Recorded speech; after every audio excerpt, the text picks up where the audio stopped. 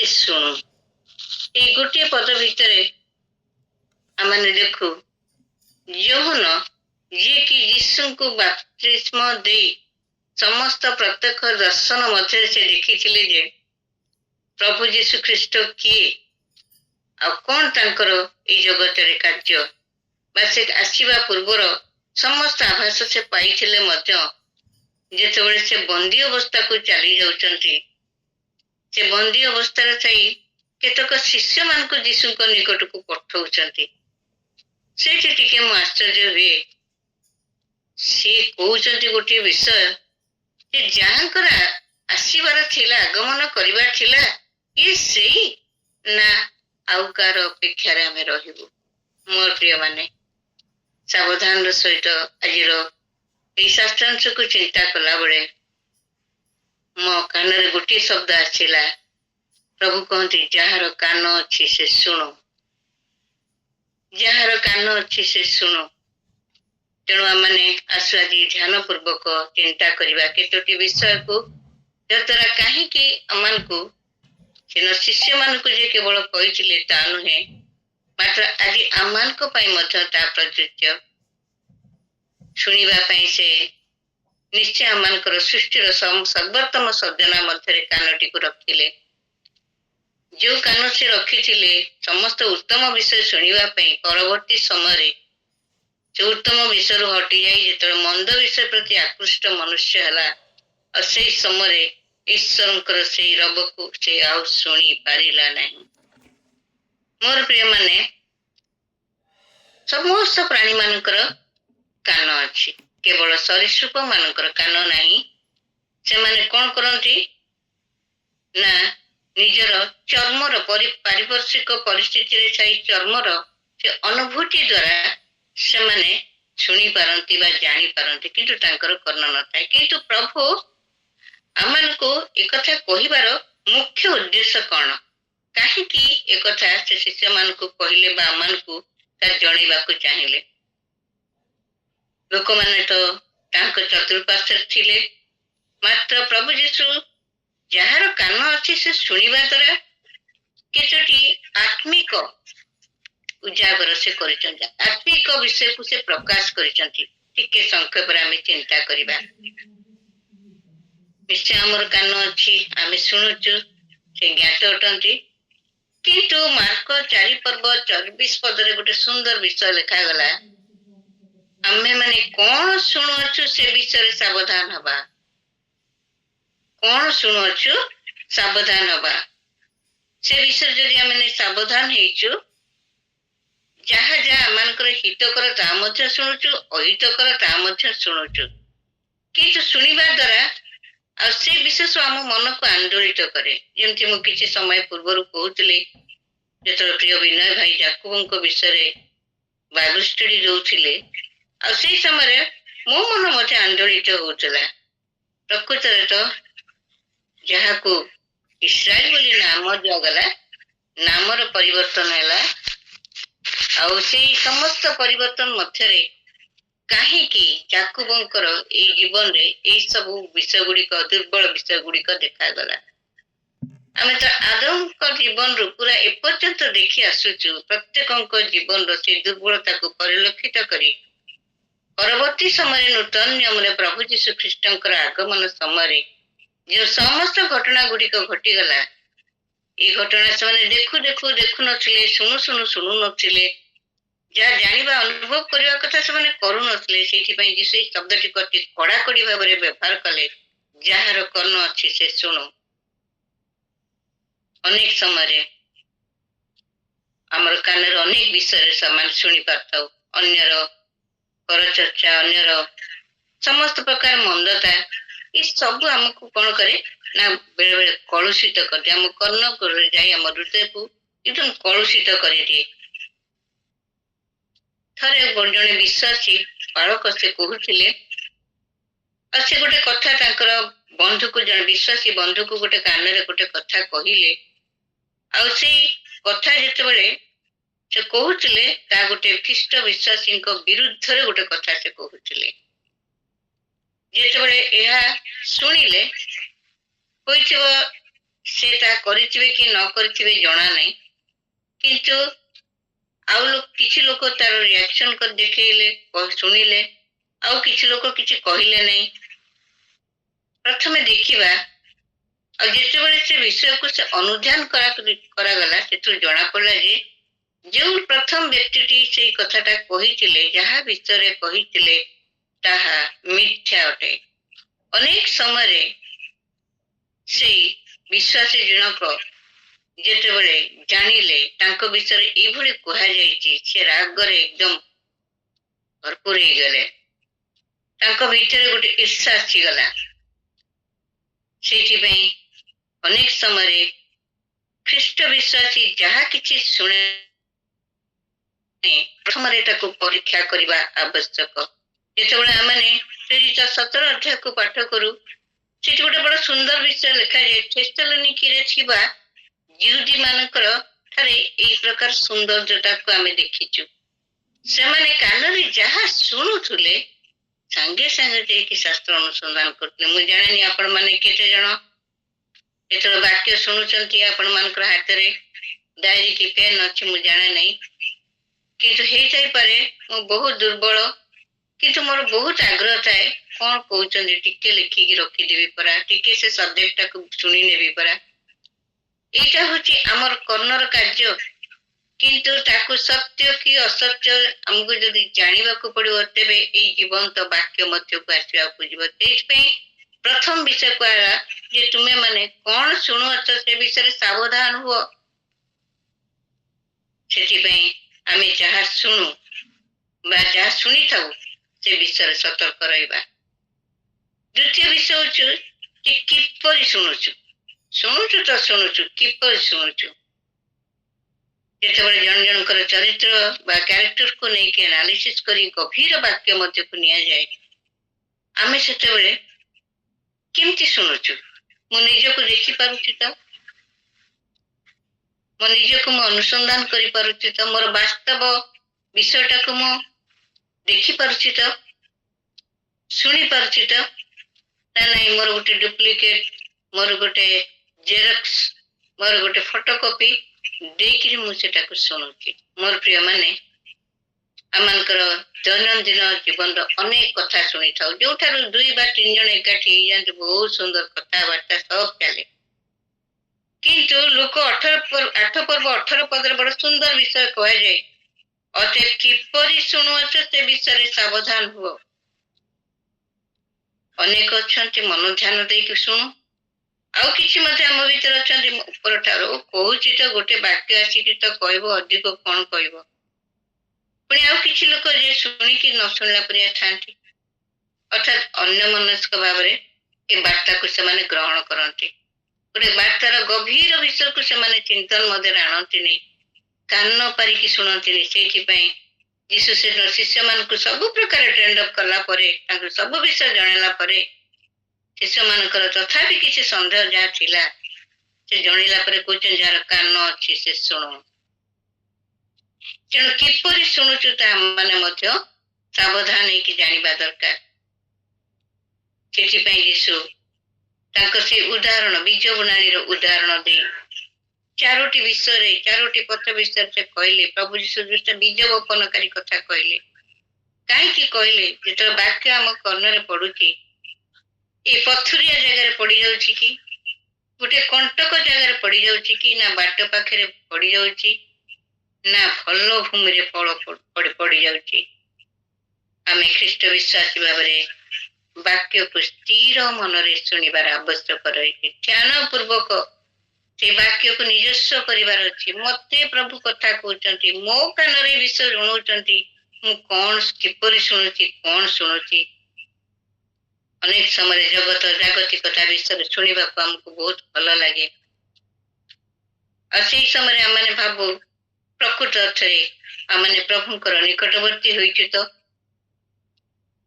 ଆଉ ଯେତେବେଳେ ଆମେ ଯୋହନ ତାର 8 ପର୍ବ 37 ପଦ ପାଠ କରୁ, ପ୍ରଭୁ ଯୀଶୁ ଗୋଟେ ବଡ ସୁନ୍ଦର ବିଷୟରେ କହୁଛନ୍ତି ଯେ ଈଶ୍ୱରଙ୍କ ଠାରୁ ଉତ୍ପନ୍ନ ସେ ଈଶ୍ୱରଙ୍କର ବାକ୍ୟକୁ ଶୁଣେ। ଯେ ଈଶ୍ୱରଙ୍କ ଠାରୁ ଉତ୍ପନ୍ନ ସେ ଈଶ୍ୱରଙ୍କର ବାକ୍ୟକୁ ଶୁଣେ। କାନ ଦେଇକି ଶୁଣେ। ଏଇ ହଉଛି ତୁମାନେ ଯଦି ଶୁଣୁନା, କାରଣ ତୁମେ ଈଶ୍ୱରଙ୍କ ଠାରୁ ଉତ୍ପନ୍ନ। ଯୋଉମାନେ ଶୁଣନ୍ତି ନାହିଁ, ଅମନୋଯୋଗୀ ସହିତ ତାର ସହିତ ବସିକି ଚୁପଚାପ କେବଳ ନୀରବରେ ନିଜର ଆଟେଣ୍ଡାନ୍ସ ଟାକୁ ଦିଅନ୍ତି, ଉପସ୍ଥିତିକୁ ଜଣାନ୍ତି, କିନ୍ତୁ ସେମାନେ ମନ ଦେଇକି ସେ ବାକ୍ୟ ଶୁଣନ୍ତି ନାହିଁ, ସେମାନେ ଈଶ୍ୱରଙ୍କ ଠାରୁ ଉତ୍ପନ୍ନ ନୁହନ୍ତି ବୋଲି ଯୀଶୁଖ୍ରୀଷ୍ଟ ନିଜେ ପ୍ରଭୁ ତାଙ୍କର ଯୋଉ ନାଟ ପର୍ବ ତାର 47 ପଦରେ ପ୍ରକାଶ କରନ୍ତି। ସେଥିପାଇଁ ସେ କଣ କହନ୍ତି, ଅନେକ ସମୟରେ ଆଦ୍ୟ ମଣ୍ଡଳୀର ଫରିସୀ ଶାସ୍ତ୍ରୀ ମାନଙ୍କ ପରି ସବୁ ଜାଣିଥିବା ବିଷୟରେ ଅନେକ ଗର୍ବ କରନ୍ତି। ଆମେ ଶୁଣିଛୁ, ଜାଣିଛୁ। ସେମାନେ ଖ୍ରୀଷ୍ଟଙ୍କୁ ନା ତାଙ୍କ ବାକ୍ୟକୁ ମାନ କରନ୍ତି। ସେଥିପାଇଁ ତାଙ୍କର କୌଣସି ବିଷୟକୁ ସେମାନେ କହନ୍ତି, ଆମେ ହଉଛୁ ଏଇ ଗୋଟେ ସାଧାରଣ ଲୋକ ଆସିଛି ଆମ ଭିତରେ, ଏତେ କାର୍ଯ୍ୟ କରୁଛି, ଏତେ କଥା କହୁଛି, ଆମେ ତାଠୁ ଅଧିକ, କାରଣ ଆମେ ସମସ୍ତେ ଶାସ୍ତ୍ରୀ ମାନେ, ବହୁତ ପଣ୍ଡିତ ମାନେ। ତେଣୁ ଏଇଭଳି ଜ୍ଞାନୀ ମାନେ କହନ୍ତି, ସିଏ ଗୋଟେ କଣ କହିବ ମ, କାଲିକାର ପିଲା, ସିଏ କଣ କହିବ ଆମ ସାମ୍ନାରେ, ସେ ଛୁଆ। ମାତ୍ର ଆମେ ଜାଣି ରଖିବା ଆବଶ୍ୟକ ଯେ ଗୋଟେ ପ୍ରଚାରକ ବା ପ୍ରଭୁଙ୍କର ଦାସ ବା ଦାସୀ ହୁଅନ୍ତୁ, ଯେତେ ଦୁର୍ବଳ ହେଲେ ମଧ୍ୟ, ଯେତେ ଦୁର୍ବଳ ହେଇଥାନ୍ତୁ ନା କାହିଁକି, ଯୋଉ ଜୀବନ୍ତ ବାକ୍ୟ ନେଇ ସେ ଆସନ୍ତି, ଯେ ଜୀବନ୍ତ ବାକ୍ୟକୁ ପରିବେଷଣ କରନ୍ତି, ଆମର ଜୀବନକୁ ପରିବର୍ତ୍ତନ କରିବା ପାଇଁ ତା ପାଖରେ କିଛି ଗୋଟେ ସେଇ ବାକ୍ୟ ମଧ୍ୟରେ ଥାଏ। ମୋର ପ୍ରିୟ ମାନେ, ଏଭ୍ରି ତାର 4 ପର୍ବ 12 ପଦରେ ସେ ଲେଖାଯାଏ, କାରଣ ଈଶ୍ୱରଙ୍କର ବାକ୍ୟ ହଉଛି ଜୀବନ୍ତ, କାର୍ଯ୍ୟ ସାଧକ, ପୁଣି ଦ୍ୱିଧାର ଖଡ୍ଗ ଠାରୁ ତୀକ୍ଷ୍ଣତର, ଆଉ ପ୍ରାଣ, ଆତ୍ମା, ଗ୍ରନ୍ଥି, ମଜ୍ଜାର ବିଚ୍ଛେଦ ପର୍ଯ୍ୟନ୍ତ ପରିଭେଦକ ଏବଂ ହୃଦୟର ଚିନ୍ତା ଭାବନାର ସୂକ୍ଷ୍ମ ବିଚାରକ ଅଟେ। ମୋର ପ୍ରିୟ ମାନେ, ତେଣୁ ଅତି ସାବଧାନ ହବା, କିପରି ଶୁଣୁଛୁ, କଣ ଶୁଣୁଛୁ, କିପରି ଶୁଣୁଛୁ। ତୃତୀୟ ବିଷୟରେ ଅନେକ ସମୟରେ ଆମେ ଟିକେ ଚିନ୍ତା ମଧ୍ୟକୁ ଯିବା। ଆମମାନଙ୍କ ହୃଦୟର ଜଡତା ଏତେ ବଢି ଯାଇଛି ଯେ ଆଜିକାର କାଲିକାର କଥା ଆଜି ଭୁଲି ଯାଉଛୁ, ଆଜିକାର କଥା ଆସନ୍ତା କାଲି ଭୁଲି ଯିବା। ଏଇଭଳି ଆମମାନଙ୍କ ଜୀବନ ଗୋଟେ ଗତାନୁଗତିକ ଭାବରେ ଚାଲେ। ତୃତୀୟ ବିଷୟଟା ହଉଛି ଯେ ଜଡ ହୃଦୟର ଲୋକମାନେ ବିଲକୁଲ ଶୁଣନ୍ତିନି। ଯୋଉମାନଙ୍କ ହୃଦୟ ବହୁତ କଠିନ ହେଇଯାଇଛି, ସେମାନେ ଶୁଣନ୍ତିନି। ମୁଁ ଯୀଶୁ ତ କହିଥିଲେ ଆସିବେ, 2000 ବର୍ଷ ତଳେ କହିଥିଲେ, ତାପରେ କାହିଁ କୋଉଠି ଆସୁଛନ୍ତି, ବାକ୍ୟରେ ତ ଲେଖା ହେଇଛି। କିନ୍ତୁ ମୋର ପ୍ରିୟ ମାନେ, ବର୍ତ୍ତମାନ ପରିସ୍ଥିତି ପରିପ୍ରେକ୍ଷୀରେ ଯଦି ଆମେ ଟିକେ ଦେଖିବା ଆମ ଚତୁଃପାର୍ଶ୍ୱ, ଈଶ୍ୱରଙ୍କର ବାକ୍ୟ କହେ ଗୋଟେ ସମୟ ଆସିବ, ତୁମମାନଙ୍କର କର୍ଣ୍ଣ ଶୁଣିବ, ଝାଁ ଝାଁ ହବ, ଯାହା ତୁମେ ଦେଖିବା ପାଇଁ କେବେ ବି ଚିନ୍ତା କଳ୍ପନା କରିନଥିବ, ତାହା ତୁମେ ଦେଖିବ। ଆମେ କଣ ଯାଇକି ଦେଖିବା କୋଉଠି ଭୂମିକମ୍ପ ହଉଛି, କୋଉଠି ବନ୍ୟା ହେଇକି ଭାସି ଯାଉଛନ୍ତି, ଦେଖିପାରୁନୁ। କିନ୍ତୁ ଏଇ ଚକ୍ଷୁ ପ୍ରଭୁ ଏଇଭଳି ଏକ ଜ୍ଞାନ ଦେଇ, ମନୁଷ୍ୟକୁ କୌଶଳ ଦେଇ ଏତେ ସୁନ୍ଦର ଭାବରେ ସବୁ ବିଷୟକୁ ଦ୍ୱାରା ଆମେ ସମସ୍ତେ ଶୁଣି ପାରୁଛୁ, ଦେଖି ପାରୁଛୁ କଣ ଘଟଣା ଘଟୁଛି। କିନ୍ତୁ ମନା ଲୋକମାନେ ଶୁଣନ୍ତିନି।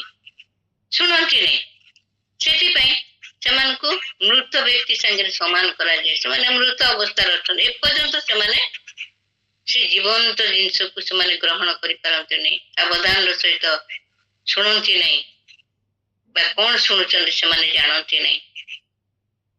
ଅନେକ ସମୟରେ ବାକ୍ୟକୁ ପ୍ରାଧାନ୍ୟତା ସେମାନେ ଦେଇନଥାନ୍ତି, କାରଣ ତାଙ୍କ ହୃଦୟ ଏତେ କଠିନ ହେଇଯାଇଥାଏ।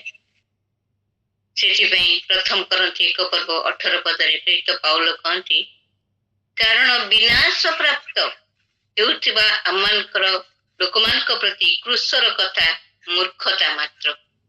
ବିନାଶ ପ୍ରାପ୍ତ, ଯୋଉମାନେ ବିନଷ୍ଟ ହେବା ପାଇଁ ଯାଉଛନ୍ତି, କିନ୍ତୁ ପରିତ୍ରାଣ ପ୍ରାପ୍ତ ହେଉଥିବା ଲୋକମାନଙ୍କ ପ୍ରତି ତା ଈଶ୍ୱରଙ୍କର ଶକ୍ତି, ପାୱାର ଅଟେ। ଯୋଉମାନେ ପରିତ୍ରାଣ ପାଇଛନ୍ତି, ସେ ପାୱାରକୁ ସେମାନେ ଯେତେବେଳେ ଅନୁଭବ କରନ୍ତି, ସେ ପାୱାରକୁ ଅନ୍ୟମାନଙ୍କ ନିକଟରେ ଉପସ୍ଥାପନ କରିବା ପାଇଁ ସେମାନେ ପାସରନ୍ତି ନାହିଁ, କିନ୍ତୁ କଠିନ ମନା ମାନେ ତାହା ବୁଝିପାରନ୍ତି ନାହିଁ। ସେଥିପାଇଁ ମାର୍କ 8 ପର୍ବ 18 ପଦରେ ବଡ ସୁନ୍ଦର ଲେଖିଲେ ଯେ ତୁମ ମାନଙ୍କର ହୃଦୟ କଣ ଜଡ ହେଇଯାଇଛି, ଚକ୍ଷୁ ଥାଉ କି ତୁମେ ଦେଖୁନାହ, ପୁଣି କର୍ଣ୍ଣ ଥାଉ କି ତୁମେ ଶୁଣୁନାହ। ପ୍ରଭୁ ଯୀଶୁଙ୍କର କହିବାର ଉକ୍ତି ଏହା ଥିଲା, ମୁଁ ଯଦି ତୁମମାନଙ୍କୁ କର୍ଣ୍ଣ ଦେଇଛି, ସେ କର୍ଣ୍ଣରେ ଆଜି କଣ ଶୁଣୁଛ, କିପରି ଶୁଣୁଛ। ଆଉ ଯାହା କିଛି ଶୁଣୁଛ, ଯାହା କିଛି ଦେଖୁଛ, ଗୋଟିଏ ସମୟ ଆସିବ ତୁମାନେ ବୁଝିପାରୁନ, କିନ୍ତୁ ଗୋଟିଏ ସମୟ ଆସିବ ତୁମାନେ ଅନୁଭବ କରିବ, ସେତେବେଳେ ବହୁତ ଡେରି ହେଇଯାଇଥିବ, ବହୁତ ଡେରି ହେଇଯାଇଥିବ। ତେଣୁ ସେ ବାକ୍ୟକୁ କାର୍ଯ୍ୟକାରୀ କରିବା ପାଇଁ ସେ କଠିନ ମନା ଲୋକମାନେ କେବେ ବି ଚେଷ୍ଟା କରନ୍ତିନି। ବଡ ଷ୍ଟ୍ରଙ୍ଗ ସେମାନେ, ହେଡଷ୍ଟ୍ରଙ୍ଗ ଯାହାକୁ କୁହନ୍ତି, ଯାହା ବୁଝିଥିବେ ସେଇଆ। କିନ୍ତୁ ପ୍ରଭୁ ଆମମାନଙ୍କୁ ସେ ଗୋଟିଏ ଶବ୍ଦ ଶୁଣାନ୍ତି, ଯାହାର କାନ ଅଛି ସେ ଶୁଣୁ। ଚତୁର୍ଥ ବିଷୟଟି ଦେଖିବା 2 ତିମୋଥୀ ତାର 4 ପର୍ବ ଯଦି ପାଠ କରୁଛୁ, ପ୍ରେରିତ ପୌଲ ଆଉ ଗୋଟେ ବିଷୟ ଲେଖନ୍ତି, କାରଣ ସମୟ ଆସିବ ଯେତେବେଳେ ସେମାନେ କୌଣସି ହିତଜନକ ଶିକ୍ଷାକୁ ଗ୍ରହଣ କରିବେ ନାହିଁ, ଯୋଉଟା କି ଉତ୍ତମ, ଯାହା ଶିକ୍ଷଣୀୟ, ଯାହା ଯଥାର୍ଥ, ତାକୁ ସେମାନେ ଗ୍ରହଣ କରିବାକୁ ଇଚ୍ଛା। ଯୋଉଠି ବହୁତ ସୁନ୍ଦର ଚିକ୍କଣ ଗୋଟେ ଆଶାବାଦୀ, ଗୋଟେ ଭରସାବାଦୀ ବାକ୍ୟ ଶୁଣିବେ, ସେଇଠି ସେମାନେ ନିଶ୍ଚିତ ଭାବରେ କର୍ଣ୍ଣ ଦେବେ। କିନ୍ତୁ ଯୋଉଠି ଚେତନାଯୁକ୍ତ, ସାବଧାନର, ସତର୍କତାର ବାଣୀ ଜଣା ହବ, ସେଠି ଲୋକମାନେ ସେ କାନଟାକୁ ପୁରା ବନ୍ଦ କରିଦେବେ। ମୋର ପ୍ରିୟ ମାନେ, ସମୟ ଆସୁଛି ଲୋକମାନେ ଆଉ ସେ ସତ୍ୟ ବାକ୍ୟ ପ୍ରତି ମନୋଯୋଗୀ ହେବେ ନାହିଁ।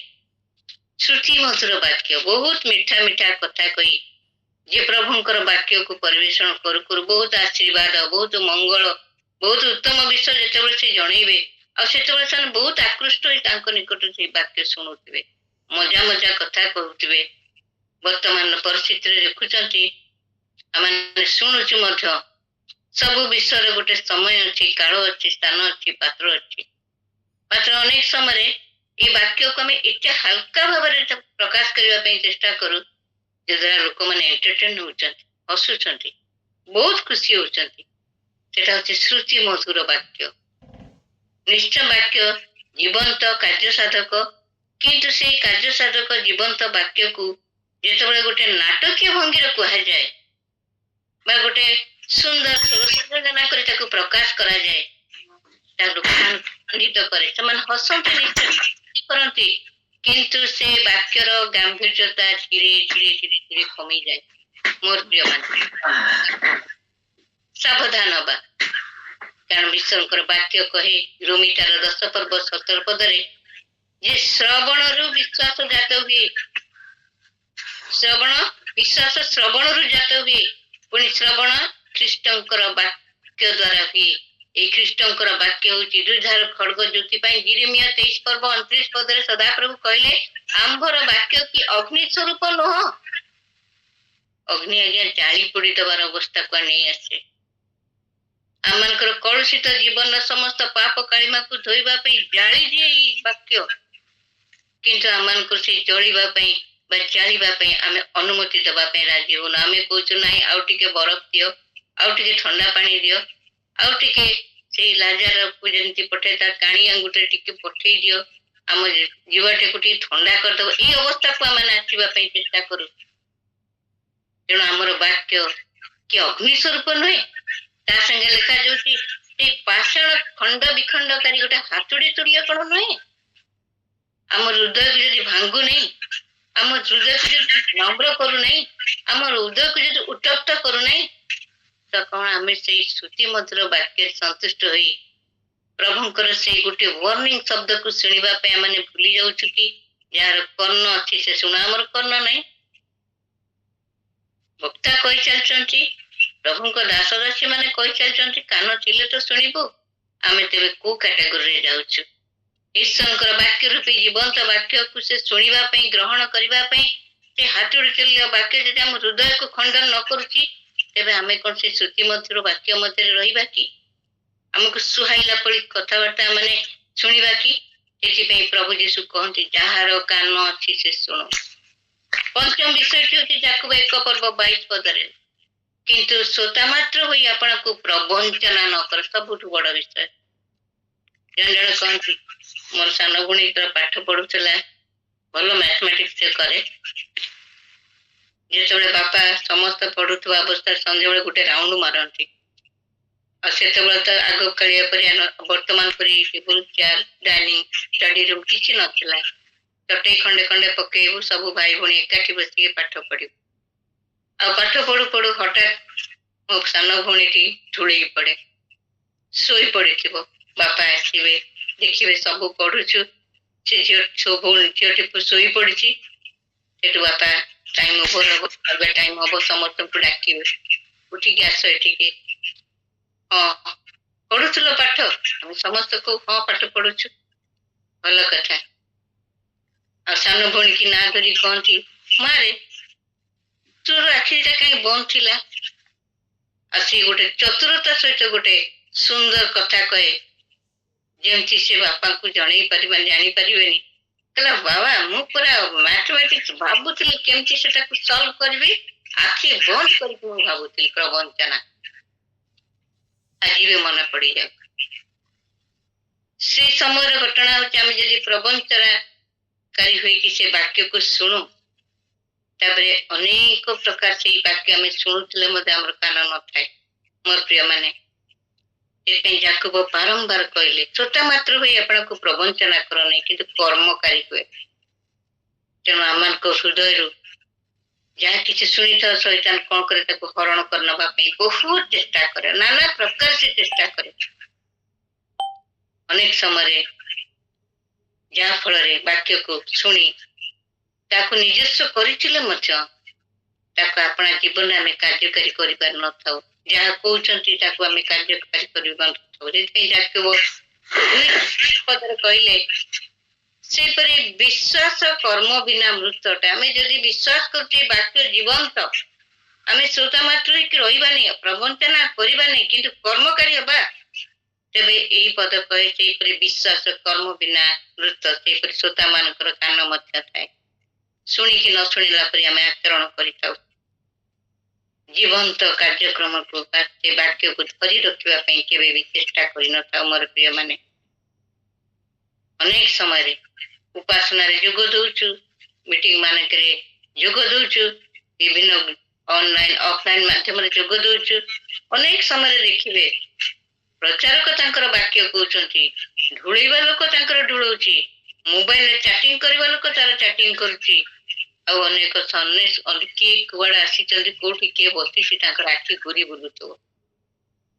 କେତେ ଥର ଏ କଥାକୁ କୁହାଯାଇଛି ପୁଲପିଟ୍ ଉପରୁ, କେତେ ଥର ଆମମାନଙ୍କ ସହଭାଗିତା ମଧ୍ୟରେ କୁହାଯାଇଛି, ତୁମ କାନ ଅଛି ତ, ଶୁଣୁଛ ତ? ସେଇଥିପାଇଁ ଯୀଶୁ ସେଇ 13 ମାଛ 13 ସେ ବୀଜ ବୁଣାଇର କାହାଣୀ କହିଲେ 100%, 60% and 30% ଫଳ ଫଳିବେ ସେମାନେ ଯୋଉମାନେ ଶୁଣନ୍ତି। 6ଠ ବିଷୟ ଦେଖିବା, ଯୋହନ 14 ପର୍ବ ତାର 26 ପଦରେ ସେ ଯୀଶୁ ଗୋଟେ ସୁନ୍ଦର ବିଷୟ କହନ୍ତି, ତମାନେ ଠିକ ଅଛି, କାନ ଅଛି ତମାନଙ୍କର, ଶୁଣୁନ, କିନ୍ତୁ ଶୁଣିବାକୁ ଚେଷ୍ଟା କର। ସେଇ ସାହାଯ୍ୟକାରୀ ଅର୍ଥାତ୍ ପବିତ୍ର ଆତ୍ମା ପିତା ମୋ ନାମରେ ପ୍ରେରଣ କରିବେ, ସେ ତୁମମାନଙ୍କୁ ସମସ୍ତ ବିଷୟରେ ଶିକ୍ଷା ଦେବେ। ଏଇ ଯୋଉ ଆତ୍ମାଙ୍କର ଉପସ୍ଥିତିରେ ଆମେ ସବୁ ଶିକ୍ଷା ଶୁଣୁଛୁ ପ୍ରଭୁଙ୍କର ସନ୍ତାନ ମାନଙ୍କ ଠାରୁ, ପ୍ରଭୁଙ୍କର ଦାସ ଦାସୀ ମାନଙ୍କ ଠାରୁ। ଇଏ ହଉଛି ପବିତ୍ର ଆତ୍ମାଙ୍କର କାର୍ଯ୍ୟ। ଯୀଶୁଙ୍କ ନାମରେ ସେ ଯୋଉ କହୁଛନ୍ତି, ମୋ ନାମରେ ସେ ପବିତ୍ର ଆତ୍ମାଙ୍କୁ ପ୍ରେରଣ କରିବେ, ଆଉ ସେ ମୋ ବିଷୟରେ ଶିକ୍ଷା ଦେବେ। ମୁଁ ତୁମମାନଙ୍କୁ ଯାହା ଯାହା କହୁଛି ସେତେବେଳେ ତମାନେ ସ୍ମରଣ କରିବ, ଯାହାକି କେଉଁ ବାକ୍ୟରେ ତମାନଙ୍କୁ କହିଛି ସେ ସବୁ ତମେ ସ୍ମରଣ କରିବ। ଆତ୍ମା ଯେତେବେଳେ ଆମକୁ ଉତ୍ତପ୍ତ କରନ୍ତି ସେ ସତ୍ୟ ବାକ୍ୟକୁ ପ୍ରକାଶ କରିବା ପାଇଁ, ସେଇଠି ଆମେ ଭୟଭୀତ ନ ହଉ। ନାଇଁ, ସେ କଣ ଭାବିବ ଯେ ଇଏ ଗୋଟେ ନିଜକୁ ବହୁତ ଧାର୍ମିକ ଦେଖେଇ ହଉଛି, ଇଏ ନିଶ୍ଚୟ ଆମକୁ ଗୋଟେ ରଙ୍ଗ ଇଏରେ ଆମକୁ ଧରିବା ପାଇଁ ଚେଷ୍ଟା କରୁଛି। ନାଇଁ ପ୍ରିୟ ମାନେ, ଆମେ ସାବଧାନ ହବା, କାରଣ ପବିତ୍ର ଆତ୍ମା ଯାହା କିଛି ଆମକୁ ସ୍ମରଣ କରି ଦିଅନ୍ତି, ମୁଁ ଆପଣମାନଙ୍କୁ ଉତ୍ତପ୍ତ କରୁଛନ୍ତି, ସେ ଆତ୍ମାଙ୍କର ଉପସ୍ଥିତିକୁ ଆପଣମାନଙ୍କ ନିକଟରେ ପହଞ୍ଚେଇବା ପାଇଁ ଯଦି ମୋର ସେଇ ସାହସ ଅଛି, ତେବେ ଦୃଢତାର ସହିତ ନିଜକୁ ଘୋଷଣା କରିବା ପାଇଁ କେବେ ବି ଆମେ ପଛଘୁଞ୍ଚା ଦବା ନାହିଁ। ଈଶ୍ୱରଙ୍କର ରବ ଶୁଣିବା ଏତେ ସହଜ ବିଷୟ ନୁହେଁ। ଦିନ ପ୍ରତିଦିନ ଆଦି ପୁସ୍ତକରୁ ପ୍ରକାଶିତ ବାକ୍ୟକୁ ପଢୁଛୁ, ତାକୁ ମେଡିଟେଟ କରୁଛୁ, ତାକୁ ବହୁତ ବିଷୟରେ ଆମେ ଘାଣ୍ଟୁଛୁ, ଭିତରୁ ସବୁ ବିଷୟ ମୁକ୍ତା ଗୁଡାକ ବାହାର କରିକି ଆମେ ଯେତେବେଳେ ତାକୁ ପ୍ରକାଶ କରୁଛୁ, ଏଇ ମୁକ୍ତାଟା ଏଇଠୁ ବାହାରିଲା, ଏଇ ସମୁଦ୍ରର ଏଇ ମୁକ୍ତାଟା ଏତେ ଦାମ, ଏଇ ମୁକ୍ତାର ଏତେ ଦାମ, ଏଇ ତହିଁରେ ତୁମେ ଯଦି ଗମନ କରିବ, ଏହା ହିଁ ପବିତ୍ର ଆତ୍ମାଙ୍କର ବଳିଷ୍ଠ ଶିକ୍ଷା। ମୋର ପ୍ରିୟ ମାନେ, ଆମକୁ କୌଣସି ରଙ୍ଗ ୱେରେ ଆମକୁ ଯିବା ପାଇଁ ଆମକୁ ଦବନି। ସେଥିପାଇଁ ପ୍ରକାଶିତ 3:20 ସେ ଗୋଟେ ବଡ ସୁନ୍ଦର, ସେ ଅପେକ୍ଷା କରୁଛନ୍ତି, ଆତ୍ମାଙ୍କୁ ଦେଇ ଅପେକ୍ଷା କରୁଛନ୍ତି। ଯେ ଦେଖ ମୁଁ ଦ୍ୱାର ଦେଶରେ ଛିଡା ହେଇକି ଆଘାତ କରୁଛି, କେହି ଯଦି ମୋର ସ୍ୱର ଶୁଣିକି ଦ୍ୱାର ଫିଟେଇଦବ ମୁଁ ନିଶ୍ଚୟ ତା ମଧ୍ୟକୁ ପ୍ରବେଶ କରିବି, ତା ନିକଟକୁ ଯିବି, ତା ସହିତ ଭୋଜନ କରିବି ଆଉ ସେ ମୋ ସହିତ ଭୋଜନ କରିବା। ସ୍ୱର ଶୁଣିବାକୁ ହେଲେ ହୃଦୟ ଦ୍ୱାର ରୂପ କର୍ଣ୍ଣକୁ ଉନ୍ମୁକ୍ତ କରିବାର ଅଛି। କାନ ବାଟେ ଯେତେବେଳେ ପ୍ରବେଶ କରିବ ହୃଦୟ ସେଟାକୁ ସଞ୍ଚୟ କରିକି ରଖିବ, ତାକୁ ଖୋଲିବାର ଅଛି ମୋର ପ୍ରିୟ ମାନେ। ନହେଲେ ତାଙ୍କର କ୍ଷୁଦ୍ର ରବ, ସେ ବହୁତ ବଡ ପାଟି କରନ୍ତିନି, ବହୁତ ଚିତ୍କାର କରି କୌଣସି କଥା କହନ୍ତିନି, ଧମକେଇକି ବି ସେ କହନ୍ତିନି, କ୍ଷୀଣ ରବ।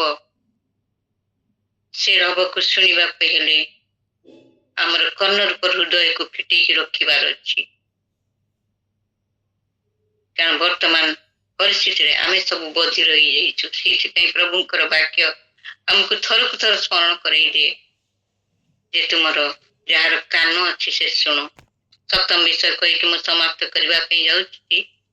ଆଉ ଶେଷ ବିଷୟ ହଉଛି ମନ ମଧ୍ୟରେ ମନୁଷ୍ୟର ସ୍ୱଭାବଗତ ପ୍ରଶ୍ନ ଯଦି ଉଠେ, ମୁଁ ଯଦି ନିଜର କାନ ଖୋଲା ରଖିକିରି ଈଶ୍ୱରଙ୍କର ବାକ୍ୟକୁ ଶୁଣିବି ତ ମୋର କଣ ଲାଭ? ଲାଭ କ୍ଷତିର ସମୟ ମଧ୍ୟକୁ ଆମେ ଗୋଟେ ଗୋଟେ ସମୟ ସେ ତ କହୁଛନ୍ତି, ସେ ନିଜେ ଏମିତି କହୁଛନ୍ତି, ସେ ନିଜେ ଏମିତି କରୁଛନ୍ତି, ତାଙ୍କ ଜୀବନ ତ ଏଇଆ, ନେଇଯାଆନ୍ତି ସାମ୍ବଳିଆ ଜୀବନକୁ। ସେମାନେ ଦେଖନ୍ତିନି ଗୋଟେ ପ୍ରଜାପତିର ସୌନ୍ଦର୍ଯ୍ୟକୁ। ପ୍ରଜାପତି କିନ୍ତୁ ଉଡିଯାଏ, ସିଏ ଆଉ ସେ ସାମ୍ବଳିଆର ଖୋପ ଭିତରେ ପ୍ରବେଶ କରେ ନାହିଁ।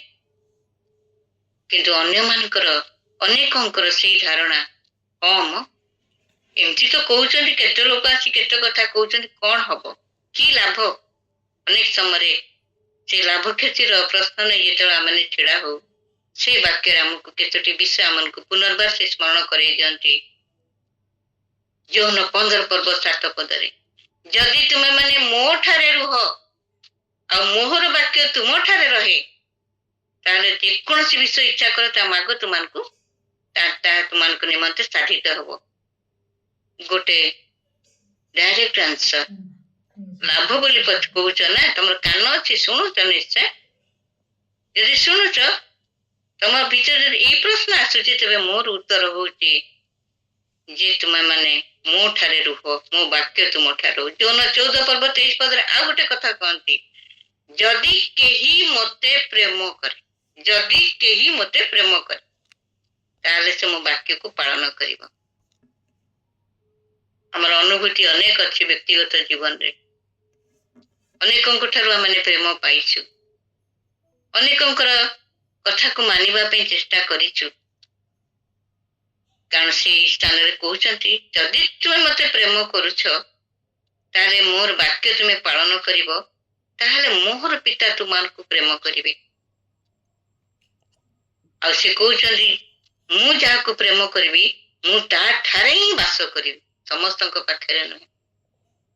କାରଣ ସେ ମୋ ପୁତ୍ରକୁ ପ୍ରେମ କରିଛି, ମୋ ପୁତ୍ରର ମୁଖ ନିଃସୃତ ବାକ୍ୟକୁ ପ୍ରେମ କରିଛି, ସେ ଶୁଣିଛି, ତେଣୁ ମୁଁ ତା ନିକଟରେ ଆସି ବାସ କରିବି। ସେଥିପାଇଁ ଯୌନ 14 ପର୍ବ 21 ପଦରେ ସେ ଆଉ ଗୋଟେ ପଦ କହନ୍ତି, ଯେ ମୋର ଆଜ୍ଞା ସବୁକୁ ଗ୍ରହଣ କରି ପାଳନ କରିବ। ପ୍ରଭୁ ଯୋଉ ଆଜ୍ଞା ଦଉଛନ୍ତି, ମାନୁଛୁ କି ଆଜ୍ଞା?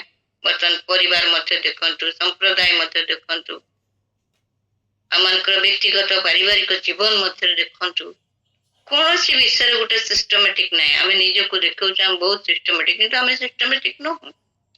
ପିତାମାତାଙ୍କର ଅବାଧ୍ୟ ହୋଇ ଆମ ସନ୍ତାନ ମାନେ ବିଭିନ୍ନ କାର୍ଯ୍ୟରେ ନିଜକୁ ଏପଟ ସେପଟ କରୁଛନ୍ତି। ନିଜର ସ୍ୱଚ୍ଛାଚାରିତା ଜୀବନରେ ନାଥନଙ୍କ ପରି, ଦାଉଦଙ୍କୁ ଅନୁଯୋଗ କଲା ପରି ଲୋକମାନେ ଆସିଲେ ମଧ୍ୟ ସେମାନଙ୍କୁ ଶୁଣନ୍ତିନି। ବର୍ତ୍ତମାନ ପରିସ୍ଥିତିରେ ଆଉ ନାଥନ ଭବିଷ୍ୟତ ବକ୍ତା ବାହାରୁନାହାନ୍ତି କହିବା ପାଇଁ। ଆରେ ବାପରେ, ତାକୁ କିଏ କହିବ? ତାକୁ ଯିଏ କହିବ ସେ 100ଟା କଥା ଶୁଣିବ। ତୁ ତୋର ଭଲ, ମୁଁ ମୋର ଭଲ, ତା ଠିକ ଅଛି, କିଛି ଅସୁବିଧା ନାହିଁ। ସେ ତାର ଭଲ ମନ୍ଦ କଲା। ଅନୁଭୂତି ଯଦି ଆପଣଙ୍କର ଅଛି, ଜାଣୁଥିବେ, ଯେତେବେଳେ ଆପଣ ନାଥନ ଭବିଷ୍ୟତ ବକ୍ତା ହେଇକି କୌଣସି ବିଷୟକୁ ପ୍ରକାଶ କରିବା ପାଇଁ ଚାହାନ୍ତି, ଆପଣଙ୍କୁ ଜଗତ ଟେକା ମାରିବ, ପଥର ମାରିବ, ତୀର ମାରିବ, ଆପଣଙ୍କୁ ଚୋଟ ଉପରେ ଚୋଟ ଦବ। ମୋର ପ୍ରିୟ ମାନେ, ଆମେ ସାବଧାନ ହବା,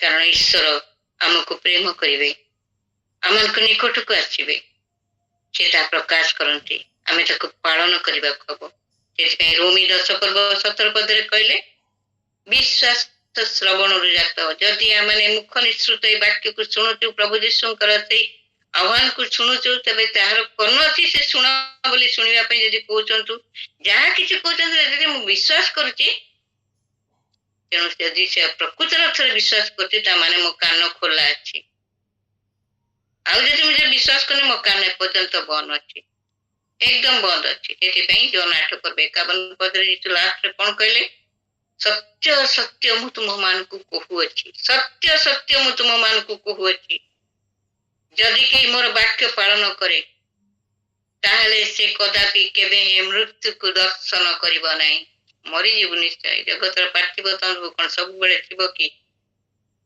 कि जगत सुष्ट समस्त विषय गोटे दिन लोप पाइब किंतु आत्मा जो आत्मा परमात्मा सहित मिलित होइछे यदि बा पार्थिव तंबु ढली जाए किंतु आत्मा परमात्मा सहित मिलित हम से कौन सी मत अनंत मृत्युर दर्शन करिब नाही मोर प्रिय माने आसंतु ए दिन मानक आम कर्ण रूप हृदय को खोलिबा वाक्य को केवल शुणा नहीं सावधान सहित शुणा कौन शुणुचु किपर शुणुचु